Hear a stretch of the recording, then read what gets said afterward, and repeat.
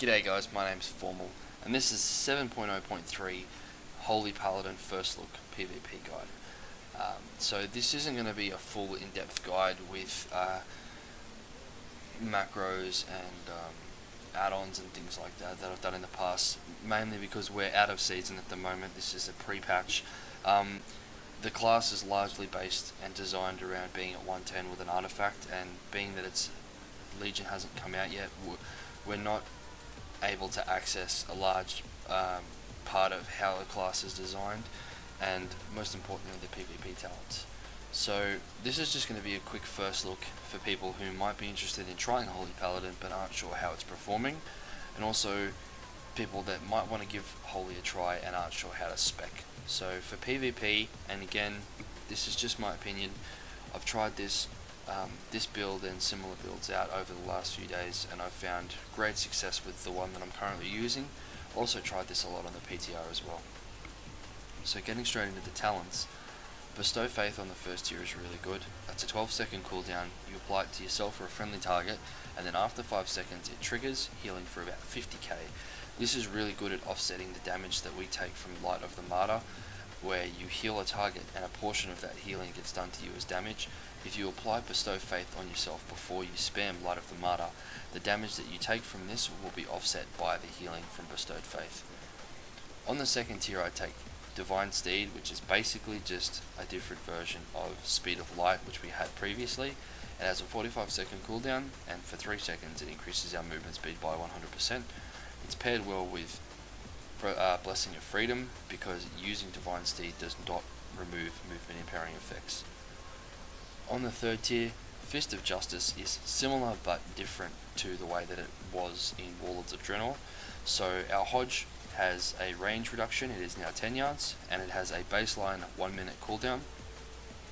With Fist of Justice, it is a passive that reduces the cooldown of your Hammer of Justice by 10 seconds every time you use a Judgment.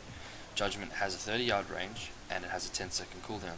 So what this means is, when you use Hodge, as long as you are using Judgment on cooldown, you will be able to have your Hammer of Justice back off cooldown within 30 seconds. Essentially making Hodge a 30-second cooldown as long as you are actively using your Judgment. If you forget to use Judgment, you're going to suffer because of it. So it's best to try and work a Judgment into your rotation if you take this talent. So the level 60 tier is where the where the auras come in. I've tried all 3 auras, and I can say pretty confidently that Devotion Aura is the best. Devotion Aura is all allies within 10 yards take 20% reduced damage, and that's split evenly amongst all allies within that 10 yards. So the more allies that are within the 10 yards, the damage reduction is reduced, but it also applies to them. The 75 tier, I take Holy Avenger. It's a very basic cooldown, but it is very powerful, and it's on a relatively short cooldown. It increases our haste and the healing done by our Holy Shock by 30% for 20 seconds, and it pairs very nicely with our Avenging Wrath. On the 90 tier, I take Sanctified Wrath. Much like in Warlords of Draenor, it increases the duration of our wings by 50%, and it reduces Holy Shock's cooldown by 50%. So again, paired with Holy Avenger, this wings is an incredibly powerful cooldown which lasts for 30 seconds.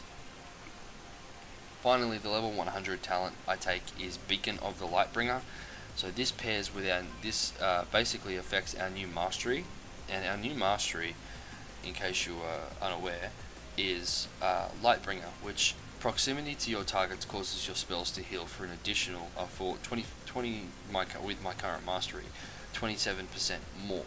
So the closer we are to the target that we are healing, the more healing that we do, which is very unique in my opinion, and it's actually quite fun because it forces us to, most healers typically want to stay back out of the melee and stay at max range to avoid CC, and this new mastery and a lot of these talents are based around you being right in the thick of the combat, and I think that that's very unique, and I also really enjoy it as a different style of healing, as I'm primarily a priest healer. So, getting back to the talent, Beacon of the Lightbringer. Lightbringer now increases the healing based on the target's proximity to either you or your Beacon of Light, whichever is closer. The healing range from your Light of Dawn is increased by 30%. So this essentially gives you the benefit of your mastery, healing somebody and them gaining the benefit of your mastery, even if you're not able to stand close to them. So especially in a threes game, if you want to remain back to avoid CC, or in an RPG you want to remain back to avoid CC, targets are still, as long as they are near your beacon, which we still have Beacon of Light, as long as they are within close proximity of your Beacon of Light target, they'll still be gaining the same benefit from your mastery. So that's the talents for Holy Paladin, guys. I can't really go into too much more detail than that currently. I can't go over the PvP talents either currently. I will just give you a quick rundown on the cooldowns that we have, because we have retained a lot of our cooldowns, which I think is really good. So we still have Blessing of Protection, we still have Hand of Freedom, Blessing of Freedom, sorry. We still have Blessing of Sacrifice, we still have Beacon of Light. Our new spell that we've got is Light of the Martyr, which sacrifices a portion of your own health to instantly heal an ally, and 50% of that healing is done to you as damage. So again, that's how our talent Bestowed Faith kind of offsets that damage. And we still have Avenging Wrath as our big healing cooldown. We also still have Divine Protection, which is just a flat 20% damage reduction from all sources, can be used while stunned, and we still have Divine Shield, which is a 5-minute cooldown now. The only other change that I want to make mention quickly is Aura Mastery. Aura Mastery is no longer a protection from interrupts and silences. What it does do is it substantially buffs our aura that we choose on the level 60 tier.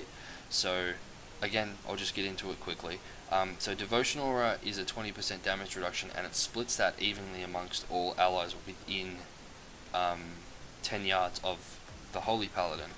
When you use Aura Mastery, it increases that radius to 40 yards, which is really, really strong, and it also no longer splits it evenly amongst allies. So it means that if you have 10 allies in an RPG and you use Aura Mastery, for the next 8 seconds, all allies within 40 yards of the Paladin are going to be taking a flat 20% damage reduction, which is really, really strong. I can see a well-timed Aura Mastery being the difference between winning a team fight in an RPG or, again, even in threes. So those are the main changes to PvP for Holy Paladin. Thank you very much for watching. There'll be some more videos coming out soon with different class changes.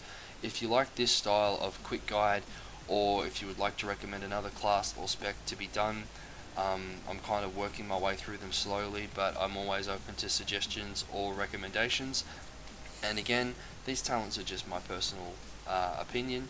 If you had better success with other talents, or you'd like to bring some to mind, please mention it in the comments, because I'm always interested in trying new builds. Thank you very much, guys.